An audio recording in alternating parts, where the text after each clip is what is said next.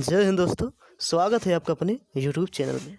तो चलिए दोस्तों, आज हम आपको प्रेजेंट इंडेफिनिट टेंस के नेगेटिव सेंटेंस के बारे में बताने वाले हैं। तो अगर आपने अफर्मेटिव सेंटेंस का वीडियो नहीं देखा है तो हमारे इसी चैनल पर क्लिक करके आप वहां से भी उस वीडियो को देख सकते हैं।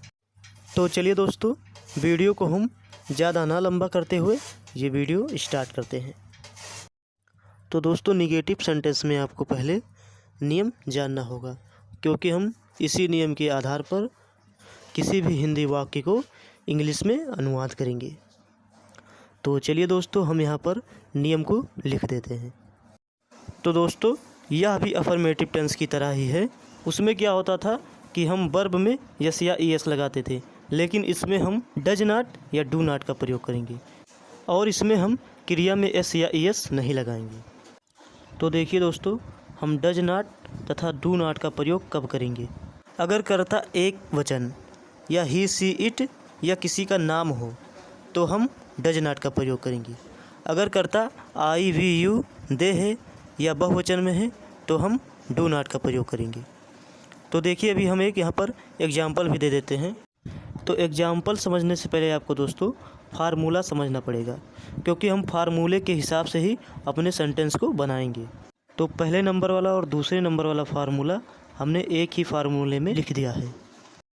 अब देखिए दोस्तों, अगर जब आप सेंटेंस को बनाएंगे तो सबसे पहले आपको सब्जेक्ट लिखना पड़ेगा, और सब्जेक्ट का मतलब होता है कर्ता, यानी कार्य करने वाला। और फिर अगर कर्ता एक वचन में होगा तब हम डज लिखेंगे, और अगर बहुवचन में होगा हम डू का प्रयोग करेंगे। फिर नॉट लिखना पड़ेगा। फिर उसके बाद आपको वर्ब लिखना पड़ेगा, यानी क्रिया लिखना पड़ेगा। फिर उसके बाद आपको ऑब्जेक्ट लिखना पड़ेगा, यानी कर्म, कौन सा काम है। और उसके बाद फिर अदर वर्ड्स। तो चलिए दोस्तों, अब हम एग्जाम्पल की मदद से इसको समझते हैं। तो हमने एग्जाम्पल लिख दिया है, रमन घर में नहीं जाता है। तो सबसे पहले हम सब्जेक्ट लिखेंगे, और सब्जेक्ट इसमें रमन है तो हम पहले रमन लिखेंगे। फिर उसके बाद हम डू या डज लिखेंगे। और हमने नियम में लिखा है कि किसी के नाम के साथ डज लगाते हैं, तो इसमें रमन के बाद डज, फिर उसके बाद हम नॉट लगाएंगे। फिर इसके बाद वर्ब लिखना पड़ेगा, और इसमें वर्ब क्या है दोस्तों? जाता है। तो यानी जाता है कि इंग्लिश गो हो जाएगी। फिर उसके बाद ऑब्जेक्ट लिखना पड़ेगा, और ऑब्जेक्ट इसमें घर है दोस्तों, तो घर की इंग्लिश हो जाएगी हाउस।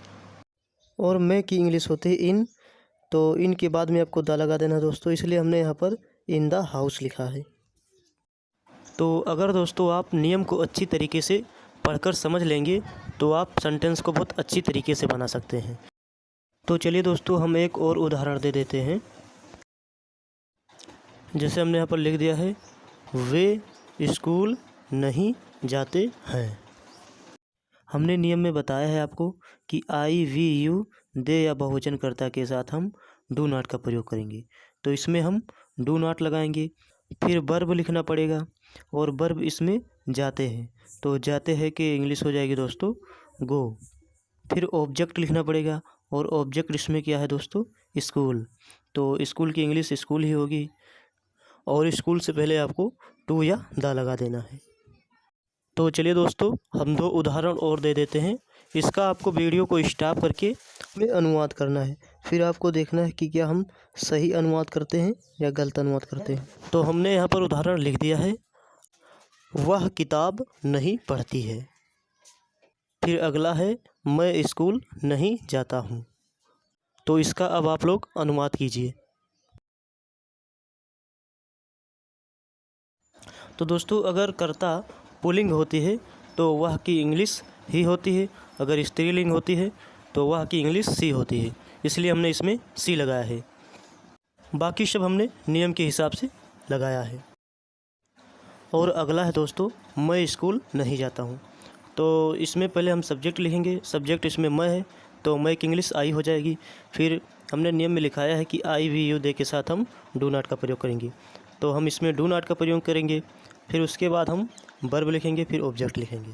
तो हमने यहाँ पर लिख दिया है दोस्तों।